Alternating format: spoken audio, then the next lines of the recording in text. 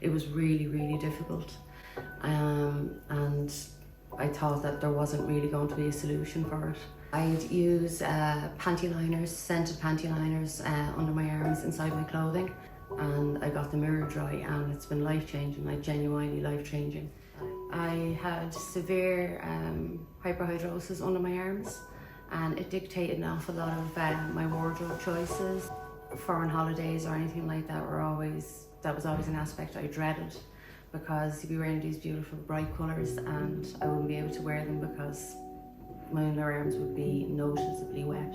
And then there's the odour as well. I had tried Botox a few times and it worked for maybe 3 months at a time, and then it became just more and more expensive.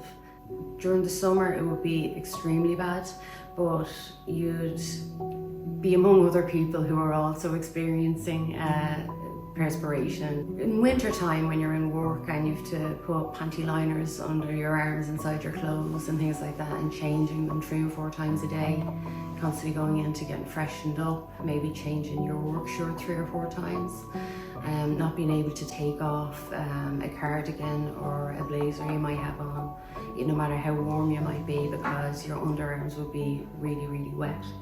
If you were wearing anything brightly coloured, it'd be very noticeable. And it dictated everything really that I would be doing. It was all consuming, particularly during puberty when everyone is self-conscious of everything. It was really, really difficult. And I thought that there wasn't really going to be a solution for it. And I got the mirror dry, and it's been life-changing, like genuinely life-changing. I haven't bought deodorant in the last 6 weeks. I'm still working off the roll-on I had the day I came up, and I would go through 1, possibly 2 in a week, and they'd be the really high strength ones. I had dealt with really bad reactions under my arms from the medicated ones like Dry Chlor with the aluminium in and stuff, really painful.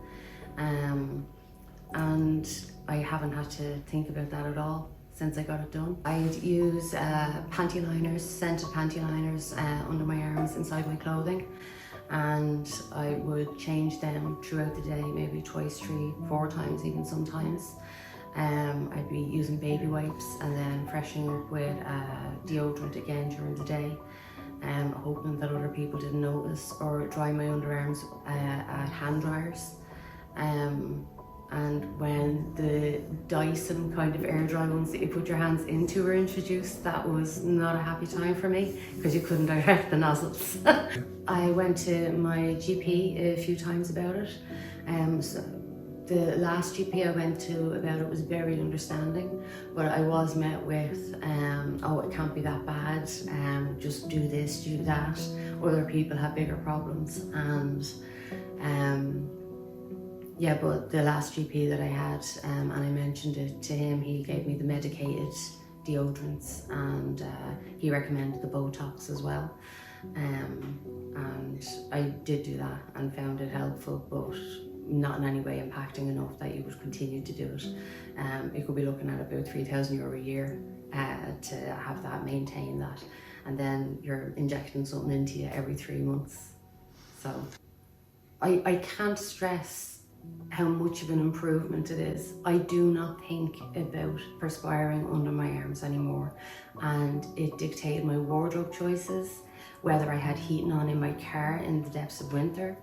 I would be driving with both my hands on the top of a steering wheel and the fans directed under my arms, with cold air blasting at me, and it could be snowing outside and I would still be perspiring.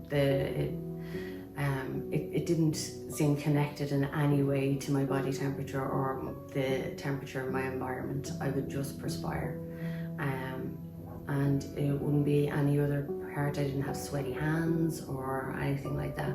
That's just where it was localized, but it was extreme, and I haven't thought about it since. I just have not had to consider it.